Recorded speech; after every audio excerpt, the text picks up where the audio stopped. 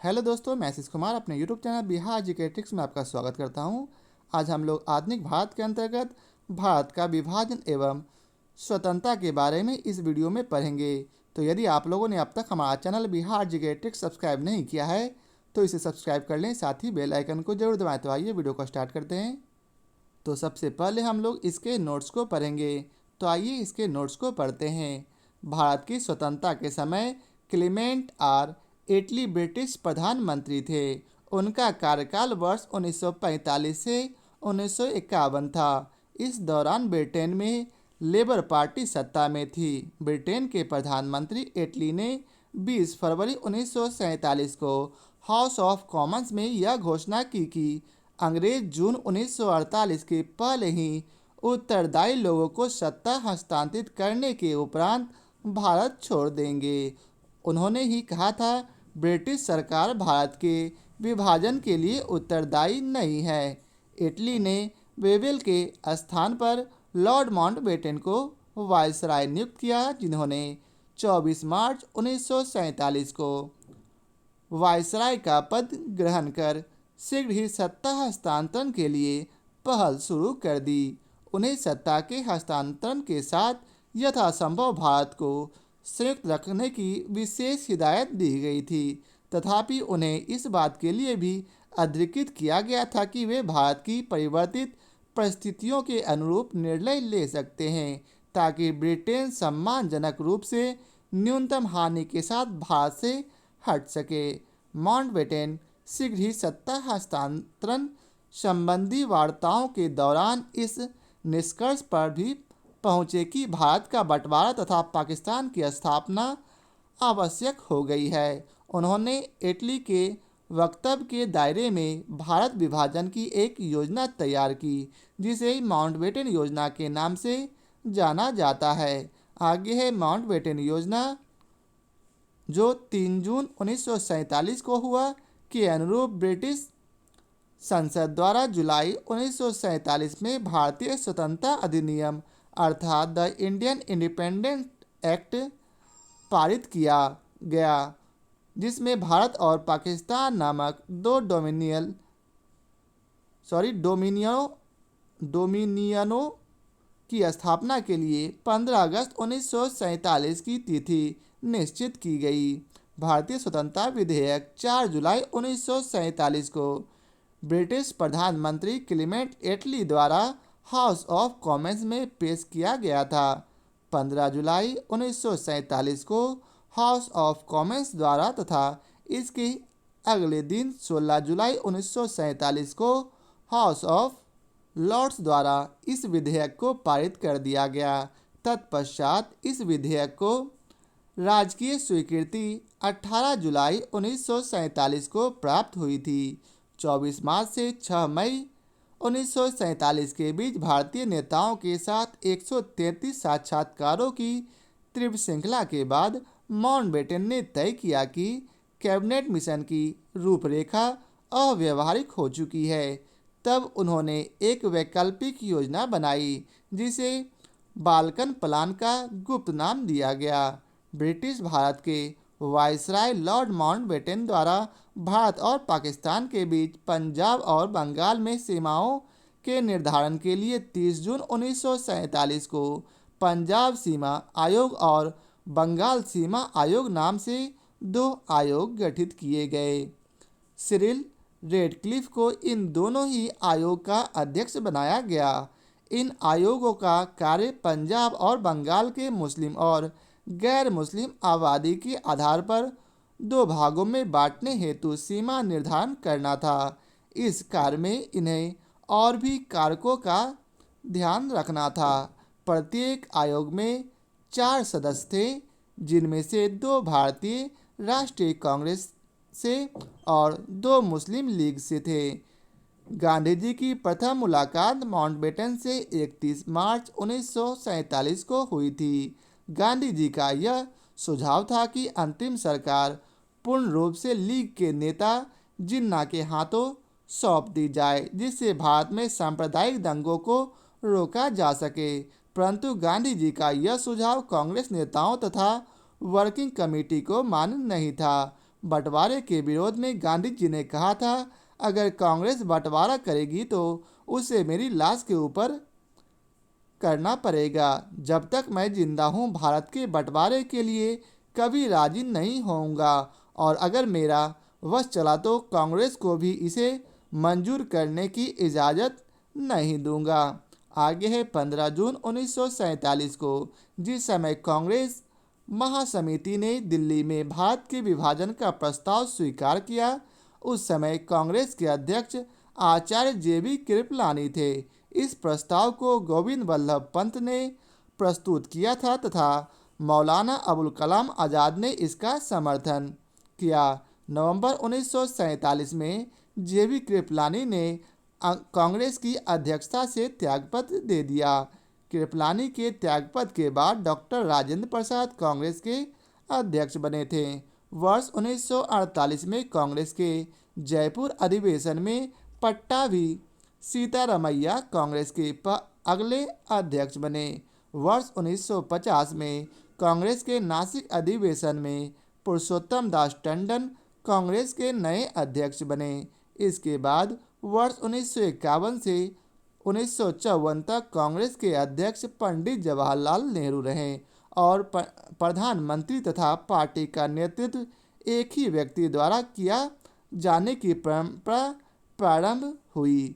14 से 15 जून 1947 को संपन्न अखिल भारतीय कांग्रेस कमेटी की बैठक में भारत विभाजन के विपक्ष में खान अब्दुल गफ्फार खां, जिसे सीमांत गांधी के नाम से भी जाना जाता है, ने मतदान किया था। डॉक्टर सैफुद्दीन किस्लू ने वर्ष 1947 में कांग्रेस कमेटी की बैठक द्वारा विभाजन के प्रस्ताव को पारित होने को राष्ट्रवाद का संप्रदायवाद के पक्ष में समर्पण के रूप में लिया।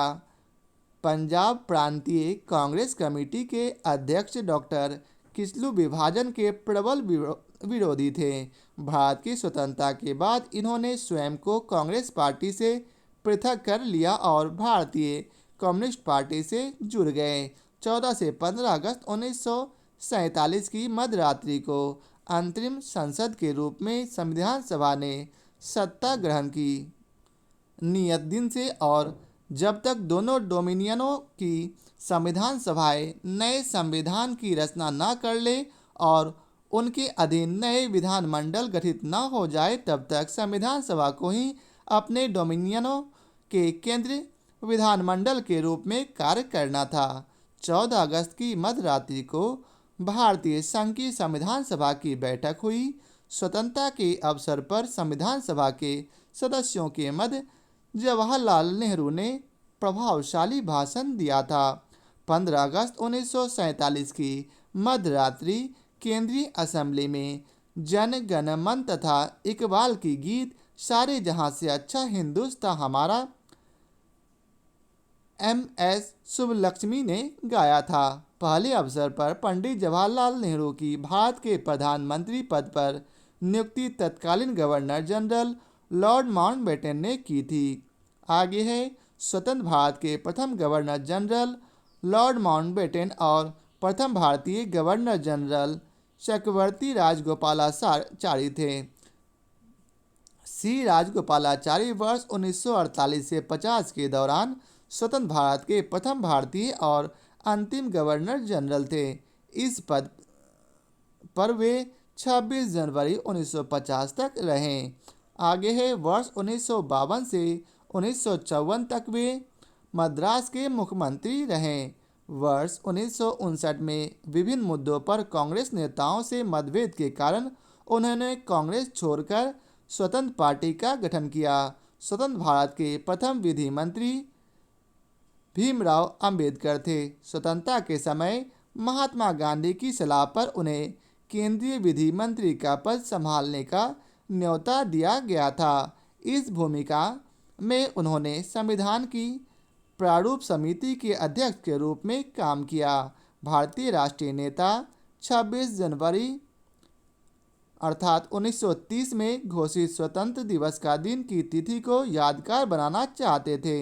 इसी कारण नवंबर 1949 में ही संविधान के तैयार हो जाने के बाद भी इसे 26 जनवरी 1950 को पूर्णतः लागू करने का निर्णय लिया गया तथा 26 जनवरी को गणतंत्र दिवस के रूप में घोषित किया गया।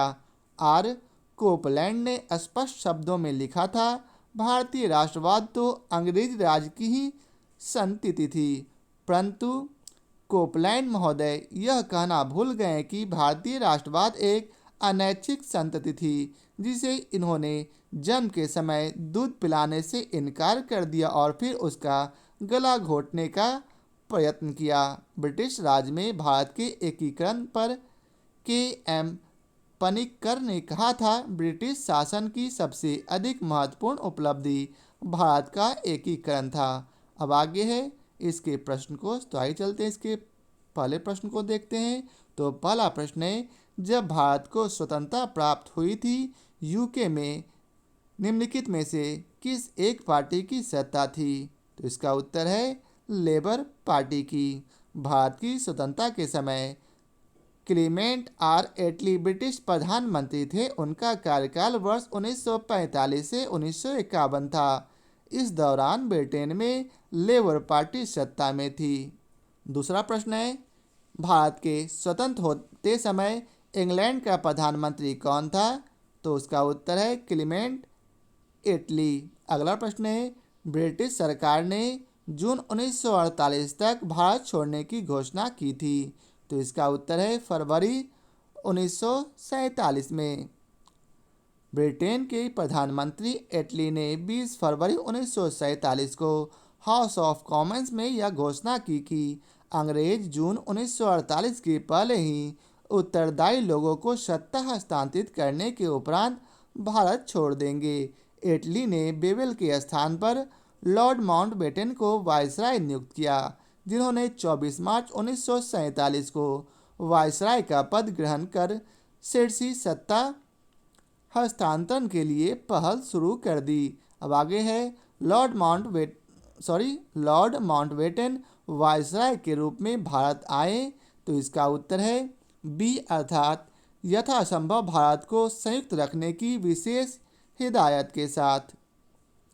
20 फरवरी 1947 को एटली ने हाउस ऑफ कॉमन्स के समक्ष बयान दिया कि जून 1948 तक उनका भारतीयों को सत्ता हस्तांतरित करने का इरादा है, परंतु साथ ही यह भी कहा गया कि यदि तब तक एक संविधान का निर्णय न किया गया तो अंग्रेजों को अधिकार होगा कि वे जिसे चाहें उसे सौंप देंगे।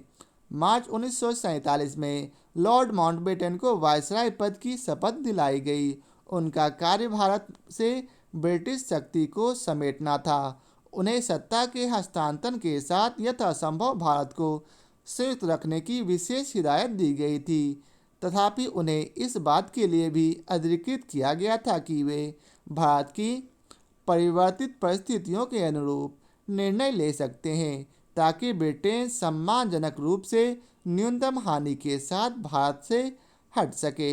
माउंटबेटन शीघ्र ही सत्ता हस्तांतरण संबंधी वार्ताओं के दौरान इस निष्कर्ष पर भी पहुंचे कि भारत का बंटवारा तथा पाकिस्तान की स्थापना आवश्यक हो गई है। अगला प्रश्न है, कौन सी योजना भारतीय स्वतंत्रता का आधार बनी? तो इसका उत्तर है माउंटबेटन योजना। माउंटबेटन ने 15 अगस्त 1947 को भारतीयों को सत्ता सौंपने का दिन निर्धारित किया। लगभग 2 माह चली वार्ताओं के बाद माउंटबेटन इस निष्कर्ष पर पहुंचे कि विभाजन ही एकमात्र विकल्प है। अतः उन्होंने इटली के वक्तव्य के दायरे में भारत विभाजन की एक योजना तैयार की, जिसे माउंटबेटन योजना के नाम से जाना जाता है। अगला प्रश्न है, माउंटबेटन योजना आधार बनी? तो इसका उत्तर है बी और सी दोनों, अर्थात सत्ता के हस्तांतरण की और देश के विभाजन की। अगला प्रश्न है, भारतीय स्वतंत्रता अधिनियम अर्थात the Indian independence act British संसद द्वारा पारित किया गया था। कब? तो इसका उत्तर है जुलाई 1947 में। माउंटबेटन योजना के अनुरूप ब्रिटिश संसद द्वारा जुलाई 1947 में भारतीय स्वतंत्रता अधिनियम अर्थात द इंडियन इंडिपेंडेंस एक्ट पारित किया गया, जिसमें भारत और पाकिस्तान नामक दो डोमिनियनों की स्थापना के लिए 15 अगस्त 1947 की तिथि निश्चित की गई। यह अधिनियम 18 जुलाई 1947 से प्रभावी हुआ। अब अगला प्रश्न है, भारतीय स्वतंत्रता अधिनियम 1947 प्रभावी हुआ था कब? तो इसका उत्तर है 18 जुलाई 1947 को। अगला प्रश्न है, भारतीयों को वर्ष 1947 में सार्वभौम सत्ता सौंपने की योजना निम्न में से किस नाम से जानी गई? तो इसका उत्तर है माउंटबेटन योजना। अगला प्रश्न है, भारत के विभाजन से संबंधित माउंटबेटन योजना की सरकारी तौर पर घोषणा कब हुई थी? तो इसका उत्तर है 3 जून 1947 को। अब अगला प्रश्न है जिसमें आपको कथन और कारण दिए गए हैं, तो आइए पढ़ते हैं कथन और कारण को। कथन ए में बताया गया है, अंग्रेजों ने भारत को 1947 में स्वतंत्रता प्रदान कर दी। और कारण आर बताया गया है कि अंग्रेज द्वितीय विश्व युद्ध में निर्बल हो चुके थे। नीचे दिए गए कोड से सही उत्तर चुनिए। तो इसका सही उत्तर है ए, अर्थात ए तथा आर दोनों सही हैं और आर ए की सही व्याख्या है। कथन ए एवं कारण आर दोनों सत्य हैं तथा आर ए की सही व्याख्या है।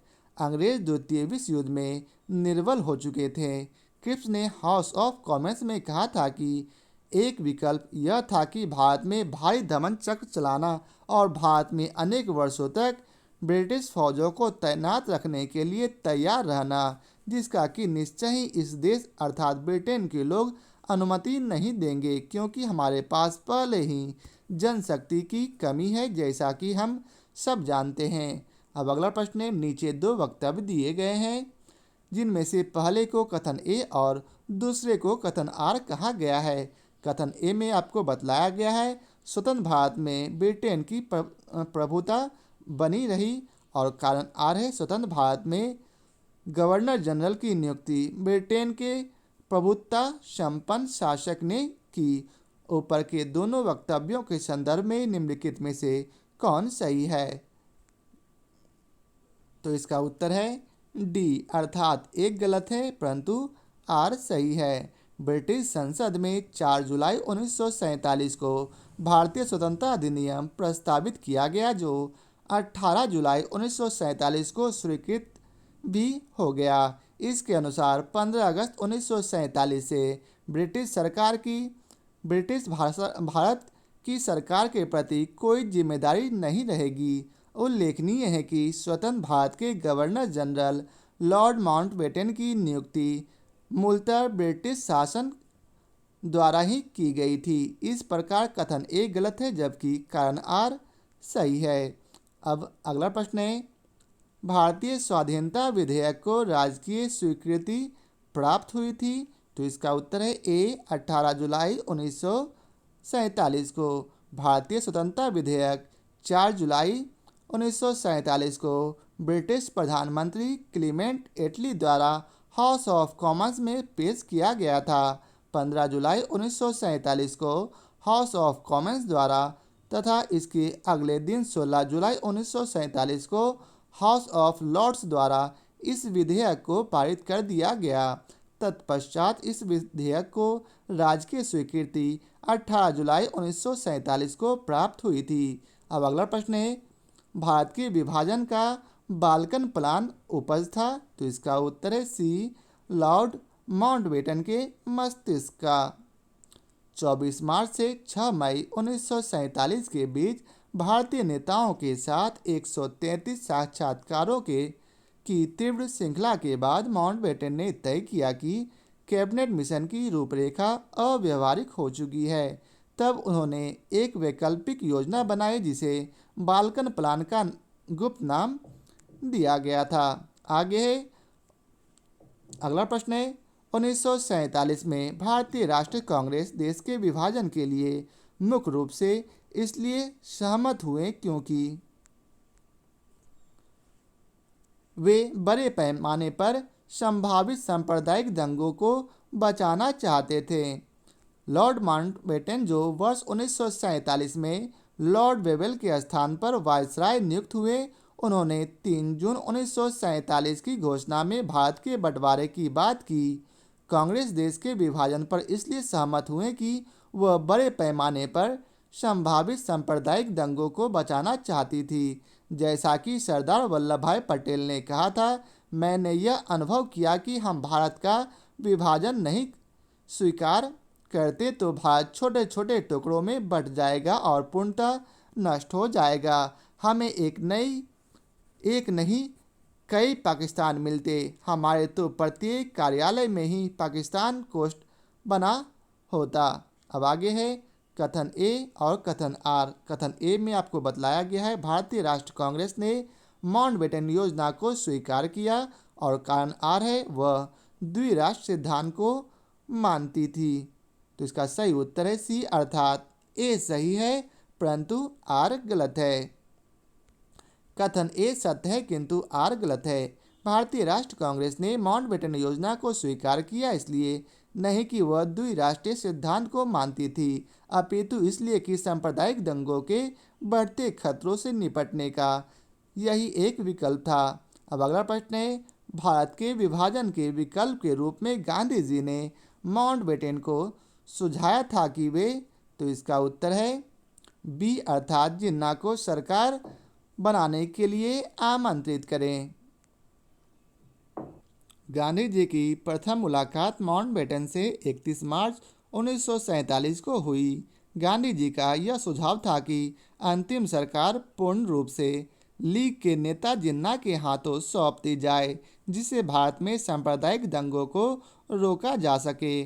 परंतु गांधी जी का यह सुझाव कांग्रेस नेताओं तथा वर्किंग कमेटी को मान्य नहीं था। बंटवारे के विरोध में गांधी जी ने कहा था कि अगर कांग्रेस बंटवारा करेगी तो उसे मेरी लाश के ऊपर करना होगा। जब तक मैं जिंदा हूँ भारत के बंटवारे के लिए कभी राजी नहीं होऊंगा, और अगर मेरा वश चला तो कांग्रेस को भी इसे मंजूर करने की इजाज़त नहीं दूंगा। आगे है, रेडक्लिफ समिति किस लिए नियुक्त की गई थी? तो इसका उत्तर है भारत और पाकिस्तान के बीच सीमाओं को निर्धारित करने के लिए। ब्रिटिश भारत के वायसराय लॉर्ड माउंटबेटन द्वारा भारत और पाकिस्तान के बीच पंजाब और बंगाल में सीमाओं के निर्धारण के लिए 30 जून 1947 को पंजाब सीमा आयोग और बंगाल सीमा आयोग नाम से 2 आयोग गठन किए गए। साइरिल रेडक्लिफ को इन दोनों ही आयोगों का अध्यक्ष बनाया गया। इन आयोगों का कार्य पंजाब और बंगाल के मुस्लिम और गैर मुस्लिम आबादी के आधार पर 2 भागों में बांटने हेतु सीमा निर्धारण करना था। इस कार्य में इन्हें और भी कारकों का ध्यान रखना था। प्रत्येक आयोग में 4 सदस्य थे, जिनमें से 2 भारतीय राष्ट्रीय कांग्रेस से और 2 मुस्लिम लीग से थे। अब अगला प्रश्न है, भारत विभाजन के संदर्भ में 1947 में नियुक्त सीमा आयोग की अध्यक्षता किसने की थी? तो इसका उत्तर है रेडक्लिफ ने। रेडक्लिफ रेखा 17 अगस्त 1947 को भारत विभाजन के बाद भारत और पाकिस्तान के बीच सीमा बन गई। सर सिरिल रेडक्लिफ की अध्यक्षता में सीमा आयोग द्वारा रेखा का निर्धारण किया गया, जो 88 मिलियन लोगों के बीच 4.5 लाख किलोमीटर स्क्वायर क्षेत्र को नियोजित रूप से विभाजित करने के लिए अधिकृत थे। अब अगला प्रश्न है, भारत के विभाजन को टालने का अंतिम अवसर समाप्त हो गया था। तो इसका उत्तर है कैबिनेट मिशन को अस्वीकार करने के साथ ही। 16 मई 1946 को कैबिनेट मिशन ने अपनी प्रस्तावों की घोषणा की, जिसमें अन्य बातों के साथ मुस्लिम लीग की पाकिस्तान की मांग को ठुकरा दिया गया था। किंतु मुस्लिम लीग, जिसने 6 जून 1946 को कैबिनेट मिशन योजना स्वीकार कर ली थी, 29 जुलाई 1946 को अपनी स्वीकृति वापस ले ली। फलतः भारत में विभाजन को टालने का अंतिम अवसर भी समाप्त हो गया। अब अगला प्रश्न है, 15 जून 1947 को कांग्रेस के दिल्ली अधिवेशन में भारत के विभाजन का प्रस्ताव स्वीकृत हुआ। इस अधिवेशन के अध्यक्ष थे? तो इसका उत्तर है आचार्य जेवी कृपलानी। 15 जून 1947 को जिस समय कांग्रेस महासमिति ने दिल्ली में भारत के विभाजन का प्रस्ताव स्वीकृत किया, उस समय कांग्रेस के अध्यक्ष आचार्य जेवी कृपलानी थे। इस प्रस्ताव को गोविंद वल्लभ पंत ने प्रस्तुत किया था। इसका समर्थन मौलाना आज़ाद ने किया, जो पहले विभाजन के विरोधी थे, तथा सरदार पटेल और जवाहरलाल नेहरू ने भी इसका समर्थन किया। नवंबर 1947 में जेवी कृपलानी ने कांग्रेस की अध्यक्षता से त्यागपत्र दे दिया। कृपलानी के त्यागपत्र के बाद डॉक्टर राजेंद्र प्रसाद कांग्रेस के अध्यक्ष बने थे। वर्ष 1948 में कांग्रेस के जयपुर अधिवेशन में पट्टाभी सीतारामैया कांग्रेस के अगले अध्यक्ष बने। वर्ष 1950 में कांग्रेस के नासिक अधिवेशन में पुरुषोत्तम दास टंडन कांग्रेस के नए अध्यक्ष बने। इसके बाद वर्ष 1951 से 1954 तक कांग्रेस के अध्यक्ष पंडित जवाहरलाल नेहरू रहे और प्रधानमंत्री तथा पार्टी का नेतृत्व एक ही व्यक्ति द्वारा किए जाने की परंपरा प्रारंभ हुई। अब अगला प्रश्न है, सन 1947 के भारतीय राष्ट्र कांग्रेस के दिल्ली अधिवेशन की अध्यक्षता किसने की? तो इसका उत्तर है जेवी कृपलानी। अगला प्रश्न है, नई दिल्ली में 1947 में आयोजित अखिल भारतीय कांग्रेस समिति की बैठक में निम्नलिखित में से किसने विभाजन के प्रस्ताव का समर्थन किया? तो इसका उत्तर है अबुल कलाम आज़ाद। 3 जून 1947 को विभाजन योजना की पुष्टि के लिए अखिल भारतीय कांग्रेस समिति की 14 जून 1947 को हुई बैठक में गोविंद वल्लभ पंत ने भारत विभाजन का प्रस्ताव प्रस्तुत किया और मौलाना अबुल कलाम आज़ाद ने उसका समर्थन किया था। अब अगला प्रश्न है, निम्नलिखित में से किसने 1947 के कांग्रेस कमेटी की बैठक द्वारा विभाजन के प्रस्ताव के पारित होने को राष्ट्रवाद का संप्रदायवाद के पक्ष में समर्पण के रूप में लिया? तो इसका उत्तर है डॉक्टर किचलू। डॉक्टर सैफुद्दीन किचलू ने वर्ष 1947 में कांग्रेस कमेटी की बैठक द्वारा विभाजन के प्रस्ताव के पारित होने को राष्ट्रवाद का संप्रदायवाद के पक्ष में समर्पण के रूप में लिया। पंजाब प्रांतीय कांग्रेस कमेटी के अध्यक्ष डॉक्टर किचलू विभाजन के प्रबल विरोधी थे। भारत की स्वतंत्रता के बाद इन्होंने स्वयं को कांग्रेस पार्टी से पृथक कर लिया और भारतीय कम्युनिस्ट पार्टी से जुड़ गए। अब अगला प्रश्न है, अखिल भारतीय कांग्रेस कमेटी की 14 से 15 जून 1947 को संपन्न हुई बैठक में भारत विभाजन के विपक्ष में किसने मतदान किया था? तो इसका उत्तर है खान अब्दुल गफ्फार खां। 14 से 15 जून 1947 को संपन्न अखिल भारतीय कांग्रेस कमेटी की बैठक में भारत विभाजन के विपक्ष में खान अब्दुल गफ्फार खान अर्थात सीमांत गांधी के साथ ही डॉक्टर किचलू, पुरुषोत्तम दास टंडन इत्यादि ने मतदान किया था। भारत विभाजन का प्रस्ताव गोविंद वल्लभ पंत ने पेश किया था। इस प्रस्ताव का समर्थन अबुल कलाम आज़ाद ने किया, जो पहले विभाजन के विरोधी थे, तथा पटेल और नेहरू ने भी प्रस्ताव का समर्थन किया। अब अगला प्रश्न है, 14 से 15 अगस्त 1947 की मध्य रात्रि को अंतिम संसद के रूप में किसने सत्ता ग्रहण की? तो इसका उत्तर है संविधान सभा। 14 से 15 अगस्त 1947 की मध्य रात्रि को अंतिम संसद के रूप में संविधान सभा ने सत्ता ग्रहण की। नियत दिन से और जब तक दोनों डोमिनियनों की संविधान सभाएं नए संविधान की रचना न कर ले और उनके अधीन नए विधानमंडल गठित न हो जाए, तब तक संविधान सभा को ही अपने डोमिनियन के केंद्रीय विधानमंडल के रूप में कार्य करना था। 14 से 15 अगस्त की मध्य रात्रि को भारतीय संघ की संविधान सभा की बैठक हुई। स्वतंत्रता के अवसर पर संविधान सभा के सदस्यों के मध्य जवाहरलाल नेहरू ने प्रभावशाली भाषण दिया था। अब अगला प्रश्न है, 14 से 15 अगस्त 1947 की मध्य रात्रि केंद्रीय असेंबली में इकबाल का गीत हिंदुस्तान हमारा तथा जन गण मन किसने गाया? तो इसका उत्तर है MS सुब्बू लक्ष्मी। 14 से 15 अगस्त 1947 की मध्यरात्रि केंद्रीय असेंबली में जन गण मन तथा इकबाल का गीत सारे जहां से अच्छा हिंदू सिता हमारा MS सुब्बू लक्ष्मी ने गाया था। अब अगला प्रश्न है, पहले अवसर पर भारत के प्रधानमंत्री की नियुक्ति की थी किसने? तो इसका उत्तर है गवर्नर जनरल ने। पहले अवसर पर पंडित जवाहरलाल नेहरू की भारत के प्रधानमंत्री पद पर नियुक्ति तत्कालीन गवर्नर जनरल लॉर्ड माउंटबेटन ने की थी। अब अगला प्रश्न है, स्वतंत्र भारत के प्रथम गवर्नर जनरल कौन थे? तो इसका उत्तर है लॉर्ड माउंटबेटन। स्वतंत्र भारत के प्रथम गवर्नर जनरल लॉर्ड माउंटबेटन और प्रथम भारत के गवर्नर जनरल चक्रवर्ती राजगोपालाचारी थे। अब अगला प्रश्न है, निम्नलिखित में से कौन स्वतंत्र भारत का प्रथम गवर्नर जनरल था? तो इसका उत्तर है लॉर्ड माउंटबेटन। अगला प्रश्न है, स्वतंत्र भारत का अंतिम गवर्नर जनरल कौन था? तो इसका उत्तर है ए अर्थात सी राजगोपालाचारी। सी राजगोपालाचारी वर्ष 1948 से 50 के दौरान स्वतंत्र भारत के प्रथम भारतीय और अंतिम गवर्नर जनरल थे। इस पद पर वे 26 जनवरी 1950 तक रहे। वर्ष 1952 से 54 तक वे मद्रास के मुख्यमंत्री रहे। वर्ष 1959 में विभिन्न मुद्दों पर कांग्रेसी नेताओं से मतभेद के कारण उन्होंने कांग्रेस छोड़कर स्वतंत्र पार्टी का गठन किया। अब अगला प्रश्न है, स्वतंत्र भारत के पहले भारतीय गवर्नर जनरल थे कौन?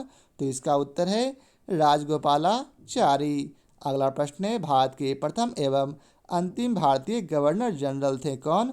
तो इसका उत्तर है सी राजगोपालाचारी। अगला प्रश्न है, भारत का अंतिम वायसराय था कौन?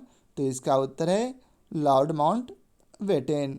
भारत के अंतिम ब्रिटिश वायसराय लॉर्ड माउंटबेटन थे। उन्होंने 24 मार्च 1947 को कार्यभार संभाला और 3 जून 1947 को भारत विभाजन की योजना प्रस्तुत की। अगला प्रश्न है, स्वतंत्र भारत के प्रथम विधि मंत्री थे कौन? तो इसका उत्तर है बी अर्थात भीमराव अंबेडकर।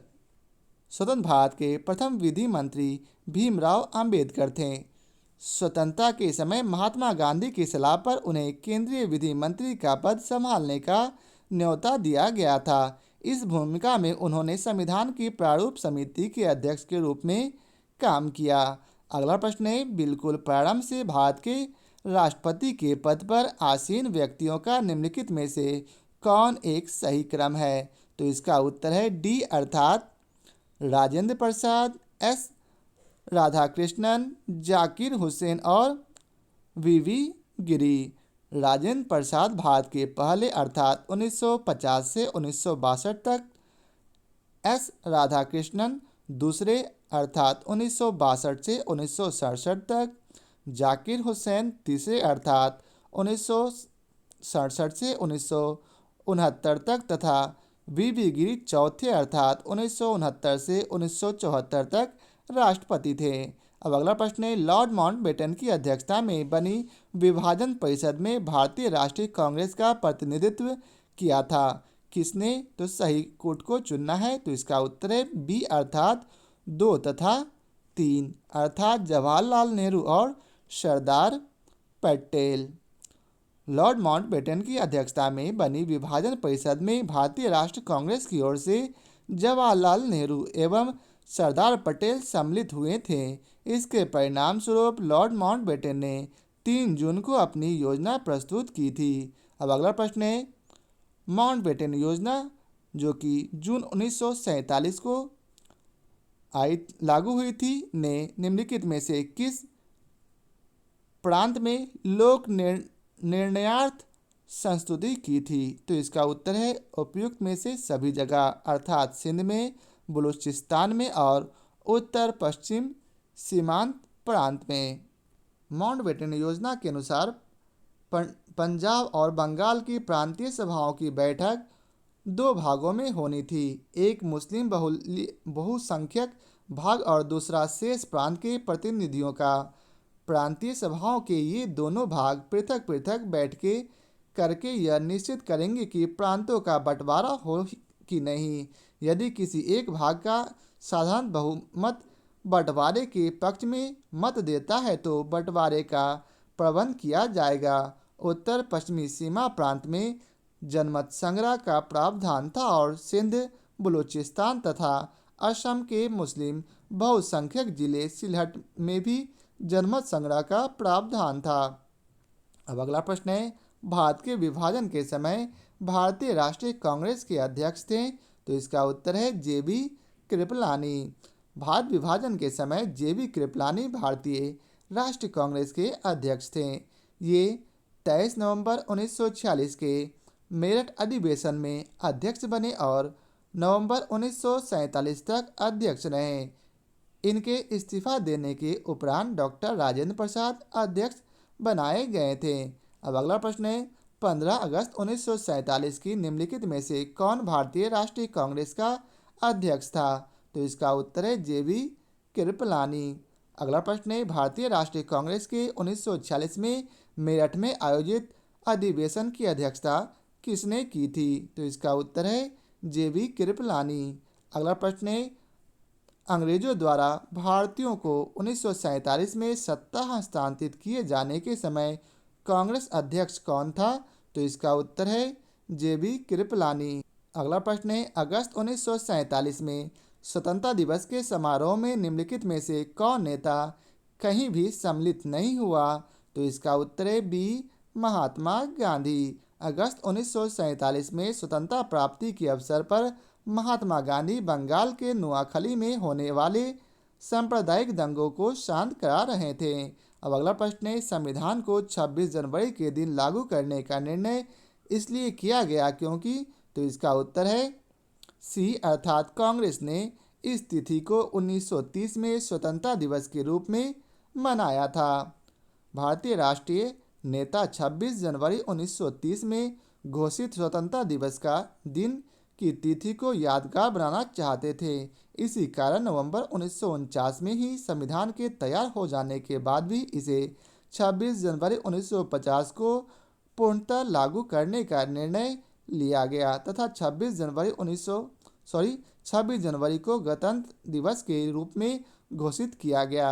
अब अगला प्रश्न है, भारतीय राष्ट्रवाद ब्रिटिश राज की शिशु था। यह कथन किसका है। तो इसका उत्तर है आर कोपलैंड का। आर कोपलैंड ने स्पष्ट रूप में लिखा है, भारतीय राष्ट्रवाद तो अंग्रेजी राज की ही संतति थी, परंतु कोपलैंड महोदय यह कहना भूल गए कि भारतीय राष्ट्रवाद एक अनैच्छिक संतति थी जिसे इन्होंने जन्म के समय दूध पिलाने से इनकार कर दिया और फिर उसका गला घोटने का प्रयत्न किए। अगला प्रश्न है, निम्नलिखित में से किसने कहा था ब्रिटिश शासन की सबसे अधिक महत्वपूर्ण उपलब्धि भारत का एकीकरण था। तो इसका उत्तर है ए अर्थात के.एम. पनिक्कर। ब्रिटिश राज में भारत के एकीकरण पर के.एम. पनिक्कर ने कहा था, ब्रिटिश शासन की सबसे अधिक महत्वपूर्ण उपलब्धि भारत का एकीकरण था।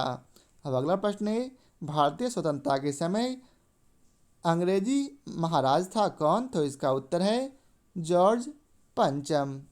भारत 15 अगस्त 1947 को आज़ाद हुआ। उस दिन ब्रिटेन का राजा जॉर्ज पंचम था। जॉर्ज षष्ठम था।